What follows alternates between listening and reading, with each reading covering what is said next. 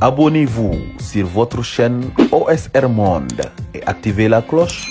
pour ne rater aucune de nos prochaines vidéos. waaw salaamaaleykum gars yi maa ngi leen di ziar les patriotes di jaajëfal ñëpp dama bëggoon a def benn vidéo bu ndaw rek pour partager leen benn détail bu ndaw mais balaa maa tàmbale comme d'habitude damay commencer par exiger comme ni ko sénégalais yi jiñ yëpp di ko defee ñu libérer Ndongo Diop ak Ousmane Tounkara ak tous les otages politiques ñëpp ñi ñu jàpp ñu exiger Macky Sall libérer leen. affaire bi nag du laay benn vidéo bu ndaw la bu bëgg a def pour def benn mise au point man du ma dàggasante ci live aw ma sax jot ak ku muy mënti nekk Macky Sall sax bu doon live du ma dàggasante ak moom mais benn affaire dafa am parce que temps yi dafa am ay publications yu may def ci Maty 3 Pommes ñu bëri di ma ci interpellé je comprends ñi nga xamante ne nii ils se disent par exemple jaru ko je les comprends et je les entends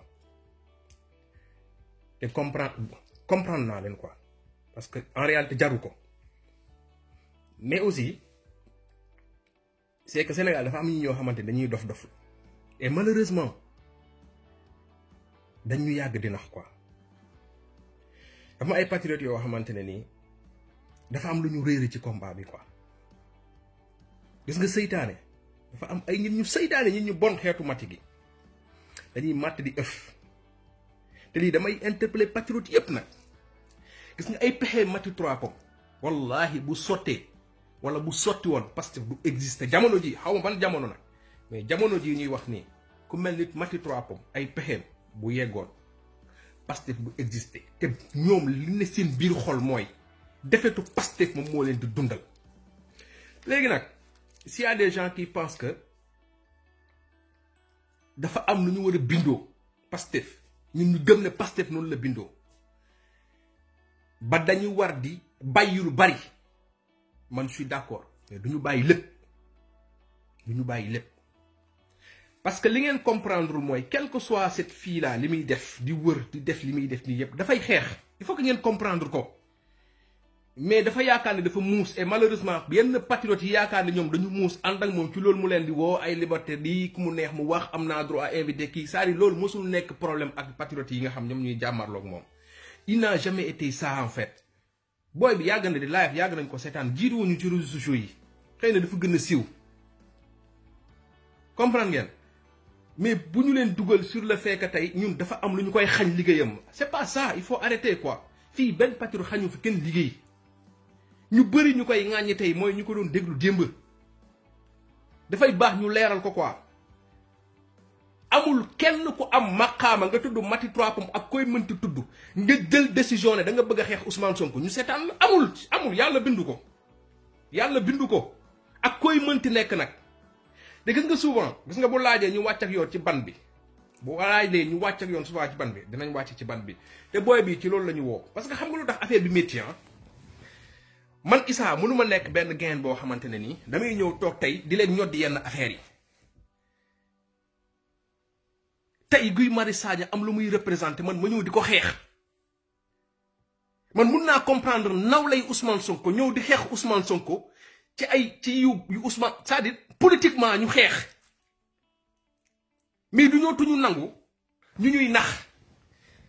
ba suba ñuy am ay Tounkara bu 2S di am ay ñu ñuy bett di am ay Latif Coulibaly di am ay Aïssatou Diop Fall ñuy xëy ñu naan loolu amatul c'est-à-dire ñun léegi dañuy anticiper démasquer leen gis ngeen Maty 3 Pommes li tax ma ne man dañu war a comprendre que ni du ko war a yëngal projet wu Pastef mais ku ñu war a tontu la pour leeral ñi seetaan que ni du exemple yow mënuloo ñàkk a nekk exemple ba pare bugg a woote sa bopp ci réseau yi koo xamante yow yaay won parce que ñoom loolu la ñuy woote en fait ñoom ñooy wane yoon bi ñoom ñooy wax dëgg ñoom ñooy indi information ñoom rôle boobu la ñuy ñëw porter alors que ñoom du ñu ay exemple ñun mënuñu am Ousmane Sonko mu ñëw nekk espoir pour la jeunesse. te gis nga yenn patriotes yi woote seen bopp patriote jàpp ne ñun waruñ ko war a bàyyi après ngeen di comprendre bu sottee ngeen di comprendre man dama bëgg muy leer man bu ma gisee ennemi Pastef man damay bëgg interpeller patriote pour ne leen kii ennemi la dama ko doon defee ba ma koy wax ci TFM bu yàgg na dem leen xool su may live Mati 3PM ennemi wu projet bi la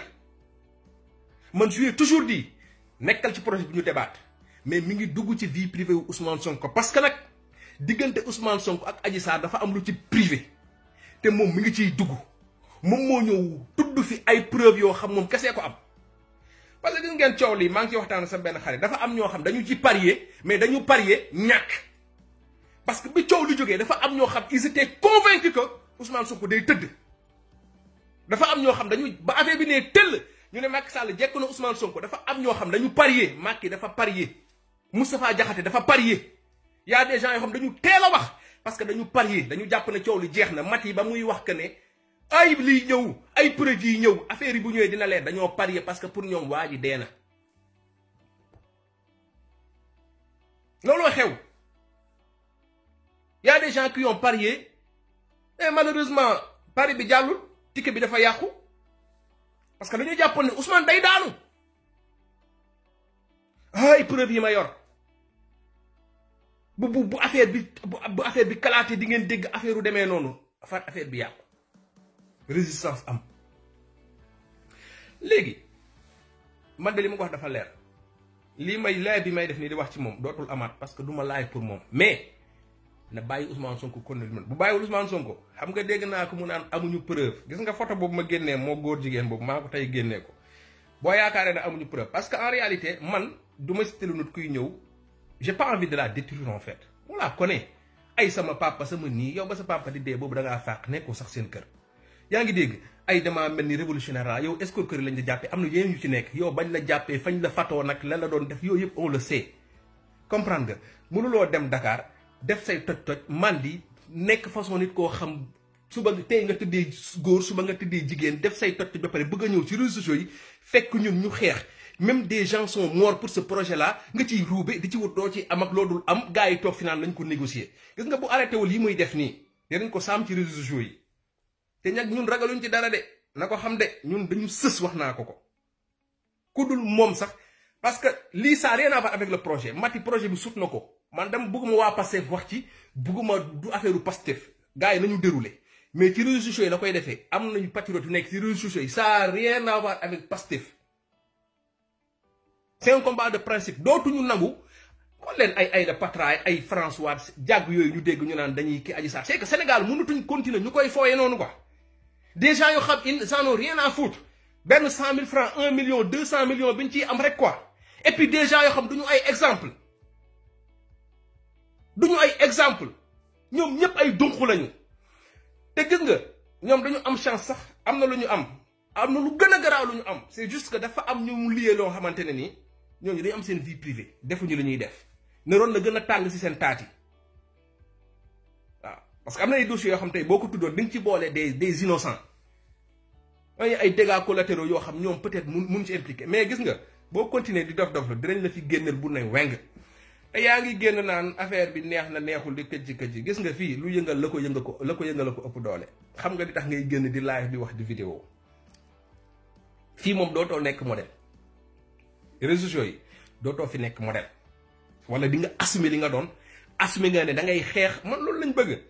parce que xeexu làqatu boobu noonu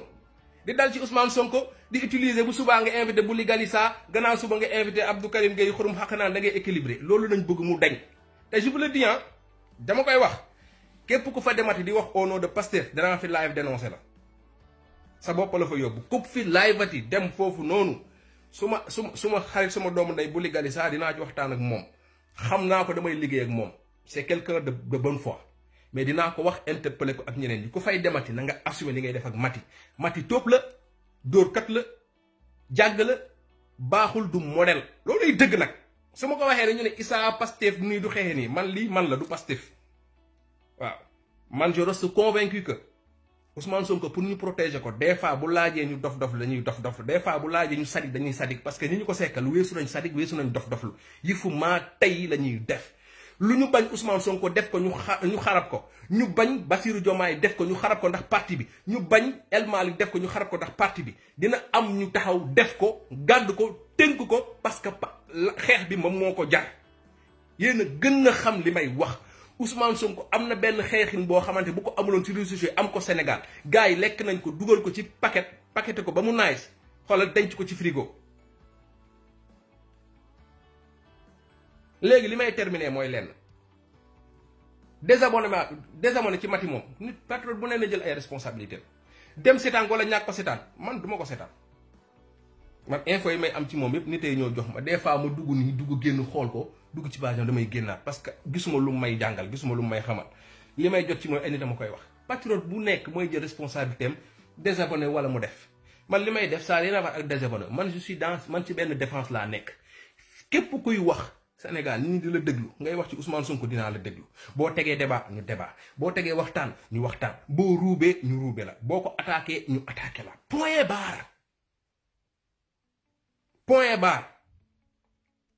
waaw teg na ci gaa bu ci gars yi di bañ di am ay xarma yàlla quoi. maintenant ñi may woonaan ma jaru ko Pastef du defee nii c'est pas Pastef c'est man maa jël samay responsabilité def ko duma ci dàggasanteeg moom duma ci def ak moom dara. yaa ngi dégg te dootuma def ay live nii sax di ci sori di ci wax ak moom Maty Trois Pommes moomul ñin ñi du modèle du nit ku baax li muy woote nekku ci muuru bi gëmu ko ay nit ñu bon lañ xeetu ay Maty ay Aïda Patra nga xam baaru Dakar yëpp rajaxe nañ ko bu tëyee ñu tëdd ak góor bu subaa ñu tëdd ak jigéen ay dóorkat ay musiba rek lañ def seen àddina ay nit sacrifié wu jël seen àddina sacrifié ko pour cette jeunesse là pour Sénégal ñoom ñu il se permettre ñu bëgg a toog di live ne dañuy toog di wax lu leen neex di def leen neex kenn du ko wax nañ continuer ñun ni ñuy décider xeex ñun ñoo koy décider preuve yi nga yaakaar yor nañ ko yoruñu ko ñun ñooy décider lan la ñuy génnee kan lañ koy génnee naka lañ koy génne ñu koy defee parce que nag xeex bi course de fond la de sekk kook ay ngaaka sekk kook ay dof te wallahi boo continuer wallahi di nga gis lu yéeme sax donc je te conseille nga dellu si say live nga affiché wu comme koo xam dangaa contre Ousmane Sonko comme ni ko waa TFM nekkee comme ni ko Aïssatou Diop Fall nekkee comme ni ko Me El Hadji Diouf nekkee nga affiché ko kantaa nag di dugg di jaxase patriote fii patriote bu ñu fii Maty téye di la tagg yaa ngi nax sa bopp te ñooñu muy woo naa leen ay patriote yu baax na leen génnee ñun xamuñu leen ñun patriote yu xamante nañ ay ruube la nit ku bon la ay patriote bii baax na woo na ma fii benn patriote bu baax ak bu bon woowu la yow kenn woowu la waaw Maty waaye mais Maty yu garaaw rek lay def li ma leen wax nii mais dina génn après patriote yi di ngeen comprendre ko ne kii Maty xolal benn projet la am mooy yàq Pastef benn projet la am mooy déranger Pastef benn projet la am xolal mooy fexe féewale patriote yi te mission boobu nañ ko yónni mu def moom lay def maintenant nag patriote yi mën nañ bañ a d'accord wala ñu ñàkk d'accord ci ni ñuy def leen teg moom mais dafa leer benn affaire mooy jàppee leen ne ennemi la te man awma ci lu may nëbboo patriote bu ma gis mu tafu ci wëtam di am nooy damay xam ne gëmuloo projet bi comprendre nga on a des relations ñu ñëpp ak ku ne man am naa ay xarit yu nekk affaire ak fu ne mais am na yenn position yoo xam boo ko jëlee ma xam kii nekkatul ci principe yi dama la koy won nañu bàyyi laayam bi ak xam nga ñoddi yenn affaires yi quoi Maty patriote yi wooyu muy wax dañ koy jàppal dañ koy woo di ko bëggee amul waaw amul dafay fen te man li ma yor fi mu toll nii di nga koy tëdd di ko fanaanoo xamal na chaque instant mën nañ la génne ay bagages yu ne yu weex tàll kenn du ko dindi nooy gën a continuer nag ñuy gën di dox ak yow waaw lenn moom na ko sénégalais xam du modèle gëmul dara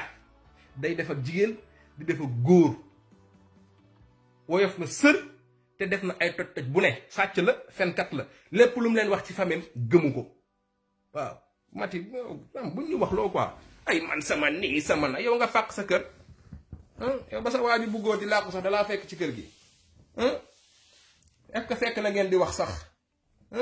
nga ñëw di woote affaire modèle dama xeex dama nii man sama kii moo ma laa sama nangam moo ma sàngam yow nga génn sa kër këroo kër nga fanaan fa sa xarit bu nekk nga fëggu ko ne ko may ma fu ma tëdd ak may ma fu ma wax naan ñiin di la fat de gauche à droite nga nekk Sénégal di ko toj bu tey nga génn ak góor bu subaa nga génn ak jigéen xam nga woyof sër bay bëgg a dee lan mooy magum jëmm laa leen ko luy magum jëmm man di sa àddina yépp ba def tak mooy gazette bu verte bi fu ne nga dugg fa ak moom tasaari sa àddina nit ñi dimbale la ba nga toll fii nga toll te li la tolle fii nga toll boo ci génne woon li ci ay patriote def doo doon tus nit ñi dina dimbale suqali la ba nga nekk nit ngay def ay émission ay patriote di jël seen alal dina jëndal ay billets ngay tukki fu ne tey nga dem ba nekk nit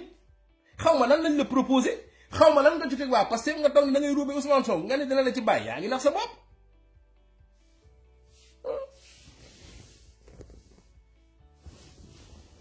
yéen ñu tekkiwul dara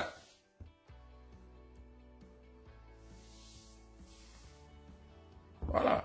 dañu ko désabonné mais il faut qu'on se défende voilà Maty du n'importe qui kërëb c'est-à-dire duñu yegg man damay bëgg rek carte gi leer quoi après ñoom bu leen neexee ñu far ci Macky Sall bu leen neex ñu xeex Ousmane Sonko mais la leer que ni moom adversaire la man loolu rek laa bëgg mu leer nañu ko jàppee adversaire comme Me El Hadji Diouf ak keneen léegi nag képp ku sentir ne jar na xeex ak moom nga xeex ku sentirul ne jaru ko bul ko def li leer te leer mooy Maty effectivement amul lu muy peser ci projet bi amul lu muy peser ci suñu yoon mais dama bëgg ñu identifier ko comme benn ennemi dama bëgg ñu identifier comme benn ruubekat dama bëgg ñu identifier comme nit koo xam du modèle pour les jeunes filles du modèle au Sénégal dañuy utiliser benn tur Sénégal lu mu yàq xanaa xamoo genre ñoo ko yàq Aïda Patra yi ngay gisee ay François Hélène ñu génne dañuy nekk xaw ma lan kii mais dañuy dóor dañuy wut lu ñu lekk dañu xiif parce que xiif leneen la amuñu éthique amuñu dara elles en ont rien à foutre de Sénégal nu mu mel ak nu mu melul est-ce que 14 jeunes sénégalais dee nañ Sénégal yi xiif nañ elles en ont rien à foutre foog nga ne nit kuy xeex principe ak valeur tey waxuma la sa affaire justice mais nit ku ànd ak xelam tey Sénégal dina toll fi mu toll nga bàyyi ba mu toll fii mu toll nii tey nga ñëw naan da ngay défendre Adji Sarr au nom de quoi ñu ngi foyewaat sénégalais yi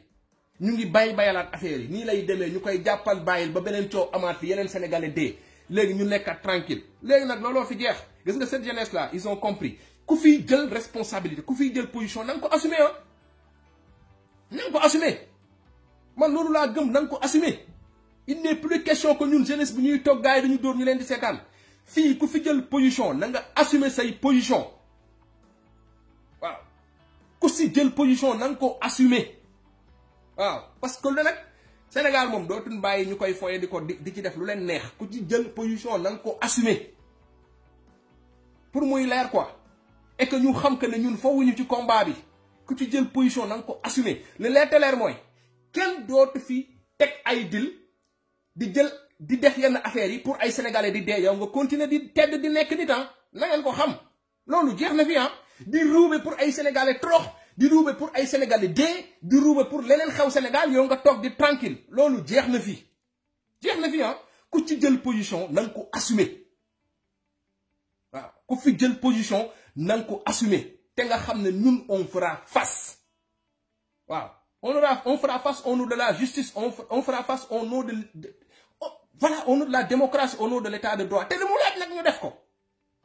voilà looloo fi nekk gars yi maa ngi ziar loolu rek laa bëggoon wax pour mu leer quoi que ni le projet là ñun dañu koy défendre dañu koy promouvoir comprendre nga et les autres compos ça a rien à voir avec Pastef y a des gens yoo xam s'ils décident de ñëw pour des intérêts crypto personnels pour seeni nafsu bakkan ñu ñëw toog ne dafa am nu ñu bëgg a doxale ñun aussi mu am nu ñu doxale te bu laajee bu salte bi nag nañu def bu salte bi parce que bu projet bi protéger ko bu ko laajee on va le faire en fait noonu rek ngeen koy déggee